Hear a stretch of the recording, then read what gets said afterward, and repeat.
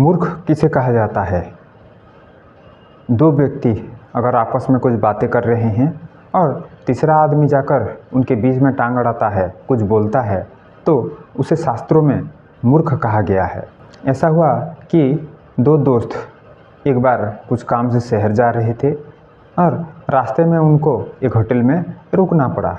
Hotel में ज़्यादा कुछ व्यवस्था नहीं था, एक ही कमरा था जहाँ पर सभी गेस्ट रहते थे। तो वो दोनों लड़के भी वहाँ पर रहने लगे। उस कमरे में पहले एक साधु आकर रुके हुए थे। वो साधु अपने कुछ चेले के साथ रहते थे। देखने में ऐसा लगता था कि वो कोई साधु नहीं है, साधु के वेश में कोई बहुरूपी है। होटल के उस कमरे में वो साधु अपने चेलों को कुछ प्रवचन सुनाता था। वो साधु इस तरह की बातें कर रहा था कि पहले कोई कभी सुना ना हो। वेद और शास्त्रों के बारे में जो कुछ बता रहा था वो सब उल्टा सीधा था। उस दोनों लड़के में से एक लड़का उस साधु का घोर विरोध किया, जाकर उस साधु के साथ आर्गुमेंट करने लगा। वो लड़का साधु को बोला कि आप इस तरह से वेद और शास्त्रों के बारे में ऐसे टिप्पणी कैसे कर सकते हैं। तो साधु ने बोला, तुमने कोई वेद शास्त्र पढ़ा नहीं है, मैंने बहुत सारे शास्त्रों को पढ़ा है और शास्त्रों में कुछ ऐसा लिखा हुआ है जो कोई और साधु नहीं जानता।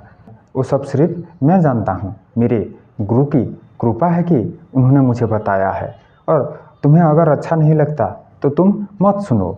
फिर वो साधु अपने चेलों को और कुछ बताने लगा जो कि वेद और शास्त्रों से बाहर था। ये लड़का चुप बैठने वाला नहीं था, वो साधु के साथ और आर्गुमेंट करने लगा। फिर दोनों के बीच और ज़्यादा आर्गुमेंट शुरू हो गया।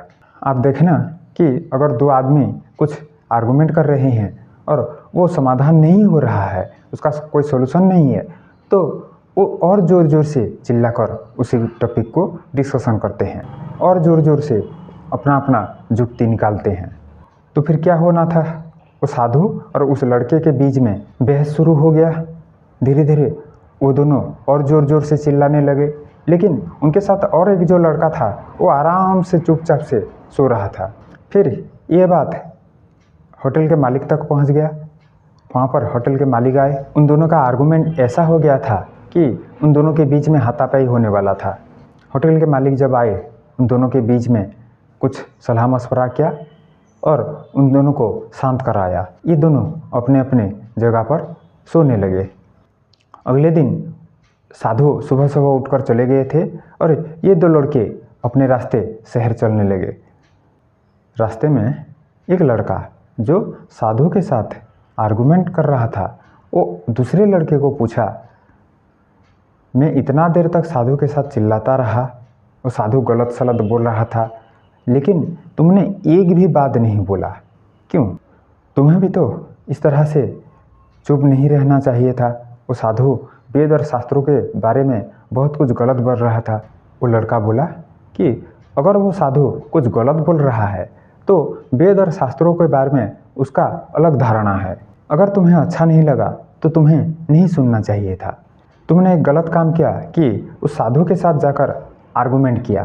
पहले से पता चलता था कि वो एक साधु नहीं है, वो एक नकली साधु है। अगर कोई मूर्ख कुछ बोल रहा है और उसके साथ जाकर तुम बहस करने लगे तो तुम दूसरा मूर्ख हो। मैं अगर तुम दोनों के बीच आता और कुछ बोलने लगता तो मैं तीसरा मूर्ख माना जाता। शास्त्रों में ऐसा कहा गया है कि अगर दो आदमी कुछ गुप्त बातें कर रहे हैं तो तीसरा आदमी को वहाँ पर नहीं जाना चाहिए। अगर कोई तीसरा आदमी उनके साथ जाकर ज्वाइन करता है तो उसे एक मूर्ख माना जाएगा। शास्त्रों में ऐसा कहा गया है। मुझे ऐसा लगा कि तुम दोनों जो आर्गुमेंट कर रहे थे ये तुम्हारा मूर्खता है, और मैं अगर वहाँ जाकर कुछ बोलता तो मैं भी एक मूर्ख माना जाता।